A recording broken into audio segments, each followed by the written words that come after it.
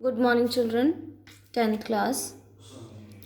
तो आज से हम लोग ज्योग्राफी का 4th चैप्टर शुरू करेंगे और उस चैप्टर का नाम है एग्रीकल्चर। एग्रीकल्चर माने कृषि। कृषि एग्रीकल्चर जो खेती बाड़ी का जो भी काम होता है, जिसमें ये सारी चीज़ें आती हैं, फार्मिंग से रिलेटेड सारी चीज़ें आती हैं, उसको हम एग्रीकल्चर कहते हैं। और आप जानते हैं, आप सभी पंजाब में रहते हैं, तो पंजाब में तो बहुत ही ज़्यादा खेती बाड़ी होती है। पंजाब और हरियाणा ये कुछ एरियाज़ रहे हैं जिसने ग्रीन रेवोल्यूशन में बहुत बड़ी भूमिका निभाई है। सो agriculture, India is agriculturally important country. आप जानते बहुत अच्छे से है कि इंडिया की जो इकोनॉमी है उसमें मैक्सिमम जो है एग्रीकल्चर पे डिपेंड रहता है। जो agriculture, maximum population depends on agriculture. Agriculturally important country है। कृषि प्रमुख प्रधान देश है हमारा जो भारत है। Around 2/3 of its population depends on agriculture. तकरीबन 2/3 उसकी जनसंख्या जो है किस पे डिपेंड करती है? एग्रीकल्चर पे। Besides producing food grains, they also produce raw materials for industries. तो जब हम एग्रीकल्चर की बात करते हैं तो हम अक्सर ये सोचते हैं कि हाँ, हम लोग खाते पीते जो है वो सब कुछ हमें एग्रीकल्चर से मिलता है। जैसे हम रोटी खाते हैं, आटा जो है, गेहूँ जो है एग्रीकल्चर से मिलता है, दाल वगैरह खाते हैं, ये भी एग्रीकल्चर से आता है। बट एक और इसका एस्पेक्ट है, बड़ा ही इम्पॉर्टेंट एस्पेक्ट है, और वो ये है कि फूड ग्रेन्स के अलावा भी एग्रीकल्चर कुछ ऐसे चीज़ें प्रोड्यूस करता है जो हमारे इंडिया के कई सारे मेजर इंडस्ट्रीज़ के रॉ मटेरियल्स आते हैं। कच्चे माल का उत्पादन भी करते हैं कृषि क्षेत्र।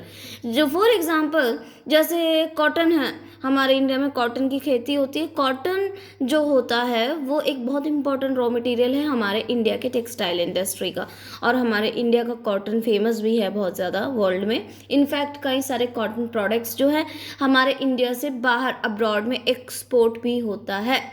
तो एग्रीकल्चर रॉ मटेरियल्स भी प्रोड्यूस करता है। तो overall agriculture is very important, not only it is giving us food grains, but it is also providing raw materials to the industries.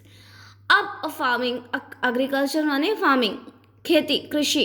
तो कृषि के क्या प्रकार है, टाइप्स ऑफ फार्मिंग कौन कौन से हैं? देखिए, हमें इस साल किताब में मोटे तौर पे हमें 3 तरह के जो है फार्मिंग, कृषि के प्रकार पढ़ने हैं। सबसे पहला टाइप होगा यह प्रिमिटिव सब्सिस्टेंस फार्मिंग, यानी कि प्रारंभिक जीविका निर्वाह कृषि। Okay. Second is intensive subsistence farming, यानी गहन जीविका कृषि। And third type is commercial farming, यानी वाणिज्यिक कृषि। तो 3 तरह के हमारे जो है फार्मिंग हो गए, कृषि के प्रकार हो गए: primitive subsistence farming, intensive subsistence farming and commercial subsistence farming. तो हम इन तीनों फार्मिंग के बारे में आज की क्लास में थोड़ा सा डिटेल में देखेंगे और तीनों के उदाहरण, एग्जाम्पल्स भी देखेंगे। सबसे पहले आते हैं हम प्रिमिटिव सब्सिस्टेंस फार्मिंग। ओके, इसको हम झूमिंग या झूमी खेती भी कहते हैं, झूमिंग भी कहते हैं। ओके, तो इसमें हम बेसिकली क्या करते हैं? इसमें हम बेसिकली करते ये हैं कि देखो, प्रारंभिक जीविका निर्वाह, इसमें agriculture is practised on small patches of land with the help of primitive tools. एक बहुत ही छोटे ज़मीन के एक छोटे टुकड़े पे जो है हम लोग जो है कृषि खेती बाड़ी शुरू करते हैं with the help of primitive tools. Primitive माने प्रारंभिक, जो हमारे पुराने ज़माने में जो यूज़ करने वाले, पुराने टाइम से जो यूज़ करते आए हैं, जो टूल्स होते हैं, जो सामान होते हैं, उनसे हम लोग खेती करते हैं। जैसे हाथों से ही हम लोग, हल से मान लो तुम लोग जो जुताई कर रहे हो, हाथों से ही आप लोग बीज बो रहे हो। तो लेकिन आप लोग जानते हैं आज के टाइम पे बहुत बड़े बड़े एक्सटेंसिव लेवल पे यूज़ होने वाले मशीन्स भी आते हैं। बट इसमें प्रिमिटिव सब्सिस्टेंस फार्मिंग में क्या होता है कि they don't use modern equipments, वो लोग नए टाइप के जो है चीज़ें नहीं इस्तेमाल करते, मशीन्स नहीं यूज़ करते हैं। वो जो पुराने टाइम के जो हाथ से चलने वाले जो छोटे मोटे जो औजार हैं उससे ही वे खेती करते हैं। This type of farming depends upon monsoon, natural fertility of soils and other environmental condition. तो इस टाइप की जो खेती होती है, प्रारंभिक जीविका जीवन निर्वाह की खेती होती है, ये किस पे डिपेंड करती है? कोई नई टेक्नोलॉजी यूज़ नहीं कर रहे तो डेफिनेटली अपने खेतों में पानी पहुंचाने के लिए दे एंटायरली डिपेंड ऑन मानसून, बारिश पे निर्भर करते हैं खेतों में पानी डालने के लिए। Natural fertility of soil, soil की जो नेचुरल फर्टिलिटी है, सॉइल कितना अच्छा है, नेचुरली कितना अच्छा, उस पर डिपेंड करता है। और दूसरे एनवायरमेंटल कंडीशंस में ये लोग जो है डिपेंड करते हैं। तो बेसिकली ये इसी चीज़ के लिए खेती होती है ताकि वो आसपास जो बंदे खेती कर रहे हैं उसके और उसके परिवार का पेट पल जाए, उसके और उसके परिवार को जो है कुछ खाने के लिए मिल जाए, यानी कि सिर्फ निर्वाह हो जाए। सब्सिस्टेंस उसे कहते हैं। सब्सिस्टेंस मतलब अपनी ज़रूरत के लिए सिर्फ जो है वो खेती करते हैं। तो ये है आपका प्रिमिटिव सब्सिस्टेंस फार्मिंग। इसको झूमिंग खेती भी कहते हैं, आपकी टेक्स्ट बुक में लिखा है इसके बारे में। और इसका प्रिमिटिव सब्सिस्टेंस फार्मिंग का एक एग्जांपल है स्लैश एंड बर्न एग्रीकल्चर, यानी कि कर्तन दहन प्रणाली। एंड व्हाट इज कर्तन दहन प्रणाली? स्लैश एंड बर्न एग्रीकल्चर क्या होता है? देखो, इसमें बेसिकली क्या होता है कि एक ज़मीन का टुकड़ा है, सपोज वहाँ पे कुछ झाड़ियाँ या पेड़ पौधे हैं, वो लोग उसको काटते हैं और काटने के बाद उसको वो बर्न करते हैं। स्लैश एंड बर्न, बर्न का जलाना। तो वो वहाँ पे एक ज़मीन को क्लियर करके पेड़ पौधे वगैरह छटाई करके उसको वो जो भी चीज़ काटा है उन्होंने, उसको वो लोग जला देते हैं। जलाने के बाद जो ऐश होता है, यानी कि जो उसकी राख होती है, उसको मिट्टी के साथ मिलने के लिए देते हैं कुछ दिनों तक, ताकि मिट्टी जो है थोड़ा फर्टाइल हो जाए, राइट।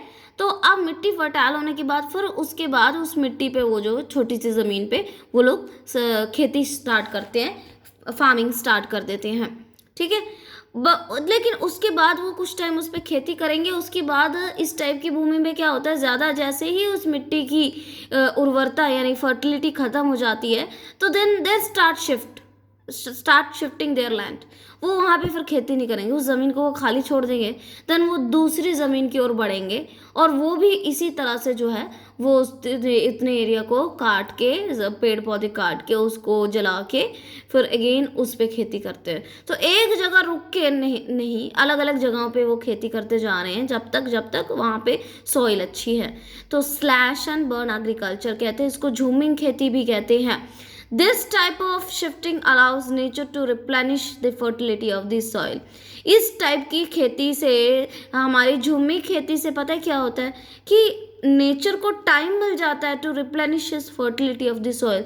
सॉइल आप नेचुरल तरीके से खेती कर रहे हैं, आप उतनी ही देर तक खेती कर रहे हैं जितनी मिट्टी उपजाऊ है ना, फर्टाइल है। अगर उसकी फर्टिलिटी ख़त्म हुई तो आप एक्स्ट्रा उस सॉइल में कुछ फर्टिलाइज़र ऐड नहीं कर रहे हैं ताकि और ज़्यादा प्रोडक्शन हो जाए। ओके, इस मिट्टी की इतनी कैपेसिटी है, ओके, इसको आप थोड़े टाइम में खाली छोड़ दो, इस पर अब हम खेती नहीं करेंगे जब तक कि नेचुरली अपनी फर्टिलिटी वापस नहीं लेकर आ जाता।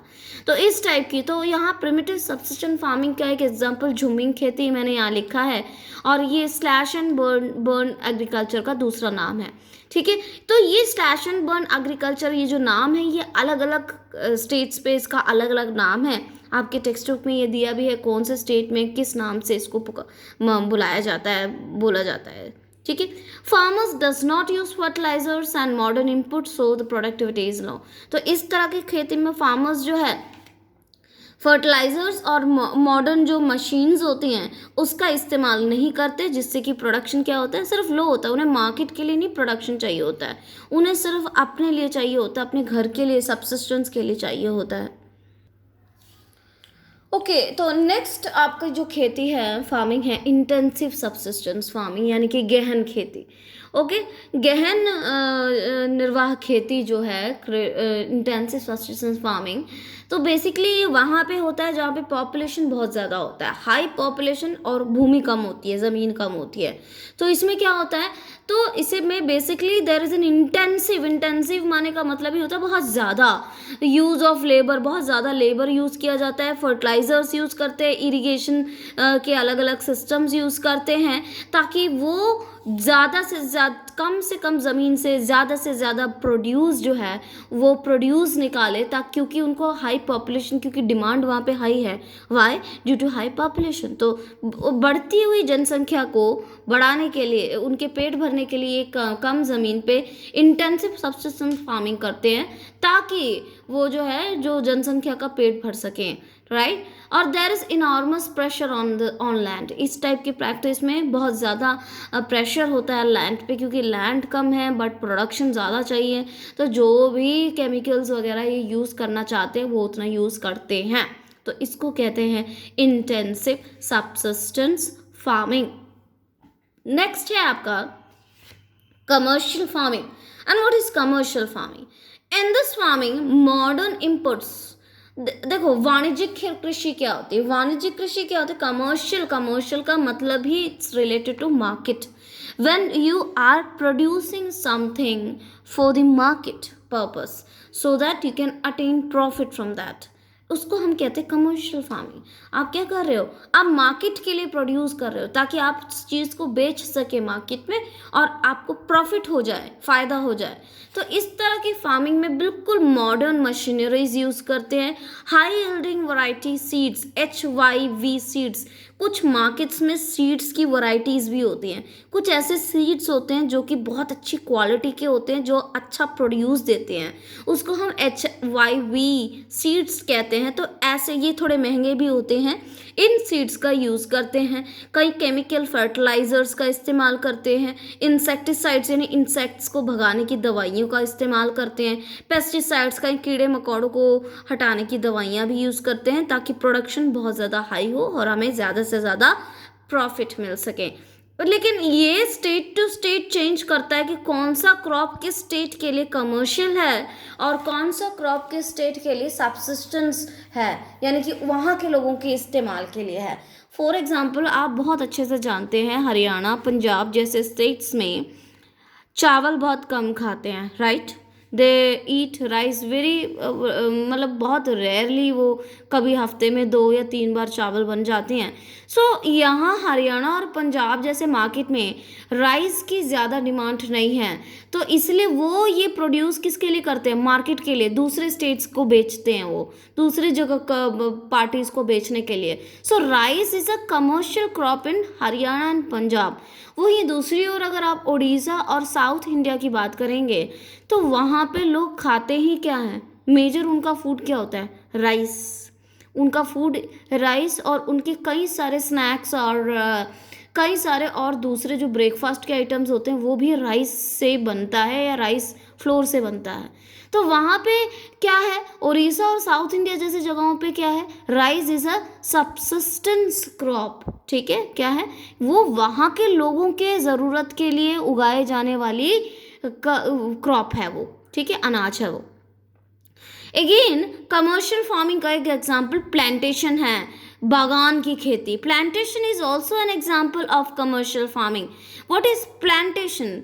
बागान की खेती क्या होती है? When a single crop is grown on a large area, जब एक ही क्रॉप आप बहुत बड़े एरिया पे जो खेती करते हैं उसको हम प्लांटेशन कहते हैं। खासकर ये पहाड़ी इलाकों में होता है, जैसे for example tea, coffee, rubber, sugarcane, banana, ये सारे क्या है, प्लांटेशन एग्रीकल्चर का एग्जांपल है, जो कि कमर्शियल फार्मिंग के अंडर आती है। इनफैक्ट आसाम और नॉर्थ बंगाल में जो है वो टी के लिए, सॉरी यहाँ पे टी लिखना था, that is famous for T. और इसके अलावा आपका जो कर्नाटका है, it is famous for coffee. तो ये 3 तरह के आपके फार्मिंग हैं, कृषि के प्रकार हैं।